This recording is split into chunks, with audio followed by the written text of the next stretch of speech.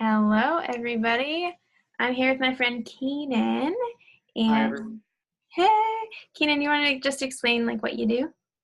Yes. Go for Hi, it. my name is Keenan. I have a business I call Phoenix Rising Astrology, and my goal is to help people see their astrology charts as a reflection of themselves. Cool. So Jasmine has asked me to look at her chart, her natal chart. So basically, a natal chart or a birth chart, it's the same thing. It's where the stars, the planets, and the different points of the planets were at the exact time of your birth. So in order to have your birth chart or natal chart read, you will need to know the day, the location that you were born, and actually as close to the minute that you were born as possible. Why? Because that minute determines everything very specific about your chart. You can go without that time of the day, but if you don't know it, you don't know 2/3 of your chart. And she's asked me to look at her natal chart and how it pertains to the solar eclipse that happened 2 days ago on August 21st at 2:39 p.m. At least Eastern time for us. So I'm on the East Coast, she's on the East Coast in the United States, so that's what we're talking about. And so when I say look at that chart and compare it to her chart, every moment of every day has a birth chart or has a natal chart, right? Because the planets are always changing positions, everything's always circulating, everything's always evolving, everything's always in a cycle. So they come back around at different pacing, different time. This specific solar eclipse was called a Leo solar eclipse. It was at each zodiac sign gets 30 degrees. There are 12, so 12 times 30 equals 360. We get the circle, which is what we look at. Mm-hmm. Cool. So you guys are going to see, these are actually two charts. The inner one is Jasmine's birth or natal chart. That is where the planets were at the time of her birth. So, and then the outer circle here on the outside is where the planets were on August 21st at 2:34 p.m. New York, East Coast time. Cool? Cool.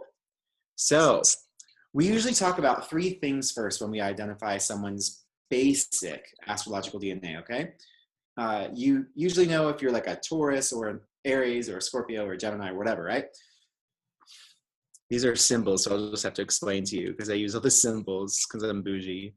So this arrow with a little dash going through it, that's Sagittarius, okay? You see this AC, and then you see this, this orange, looks like a sun because it is the sun. AC is the rising. Let me explain, and then the yellow glyph is the moon.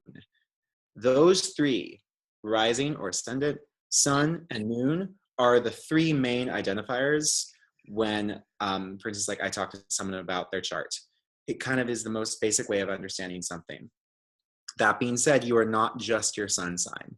You're all of this stuff, but you're definitely not just your sun sign. In Jasmine's case, she is a Sagittarius sun. So when someone's like, what's your sign?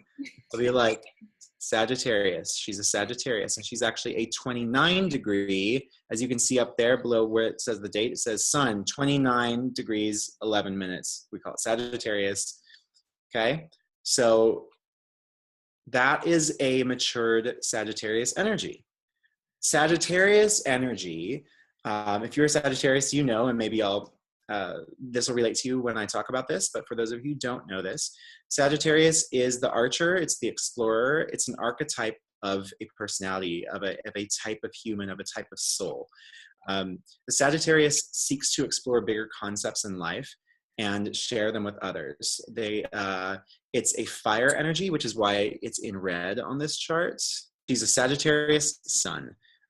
The ascendant is the constellation that was on the eastern horizon at the time of someone's birth, so that makes her what we call a double Sagittarius, a Sagittarius sun and a Sagittarius rising. That means basically, so the sun is someone's main ego. It's their main goal in life is to be that energy. And their ascendant or their AC or their rising right here is the way that they express that ego or desire to the outer world. So actually for Jasmine, she's very, very straightforward. She represents her energy. And it's great actually when you meet people like this because they're not bullshitting you. Like they're very, very going to be very clearly who they are. And I will say this, fire signs do less bullshitting. I'm not a fire sign, so this is not a bias I have for it, but like fire signs, just factually speaking, frankly, do less bullshitting than other elements, just because fire doesn't have the patience to like manipulate or do weird things. Like, so Sagittarius especially is like very truth teller. So if you have a Sagittarius sun with a rising, that's going to be like, I'm going to give you the truth, and if you can't handle it, walk away. Sort of personality. Yeah, Jasmine. Yes. I love the work that Jasmine does, so I'm also just like, this is me honestly being like, she's awesome. So, and as I said, like, there's the third main element that I break down for people. Like, so you have your sun again, your rising, and then follow me down here to this yellow moon glyph. Why is it a moon? Because it is the moon. So, she has her moon in Aquarius. Oh my God, Jasmine, you have your moon at 14 degrees Aquarius? Yeah. Okay. What does Well, that mean? so there's the solar eclipse on the 21st, and then there was the lunar eclipse 2 weeks Right. before that. Yeah. It was at 15 degrees Aquarius. That must have been an interesting time for you. Why do you say that? Well, so, you know what? I'll get into more specific definitions in a minute about eclipses, but basically, y'all, when you have something line up with an eclipse degree in your chart, or if like something hits like here, since the lunar eclipse happened right here 2 weeks and 2 days ago, it hit her moon directly, which means that her emotions, her emotions and intuition, that, because hey, moon is emotions and intuition. It's the way that you process emotions. It's the way that you understand your intuition. I'm also an Aquarius moon, so hi. I know, yeah. I have it at 27 degrees, wait, sorry, 26 degrees. So when that lunar eclipse hit her moon, that's really affecting this area of her life, which is her emotions, her intuitions. And a lunar eclipse is a full moon, and the full moon being eclipse. So a full moon brings completion and finality to things. It brings fullness, literally, to those parts of your life. Let me continue with the elements of yourself. So to review, she's a Sag sun and rising with an Aquarius moon. An Aquarius moon is someone, because I have one, who processes emotions by thinking through them, because Aquarius is air, thinking through them or talking them out. An Aquarius moon will not recognize feeling emotion so much as feeling physically, but more as thoughts or as communication.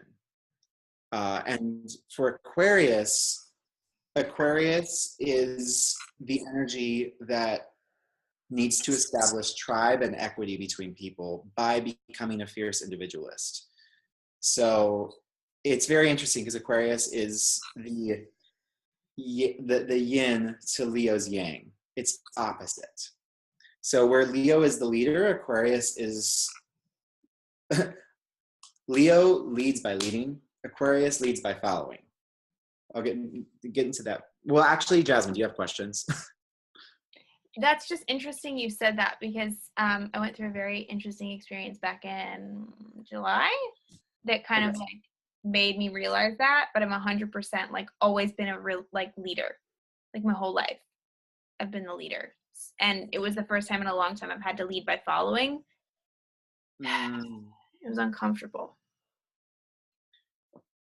I'm going to actually take what you just said, and I'm going to not go now in the direct order of the planets, but I'm going to skip to Jupiter. Here's why. Okay. This green glyph up here, right there, that is Jupiter. That energy in your life, in each person's birth chart, represents where they can find expansion and success in their life.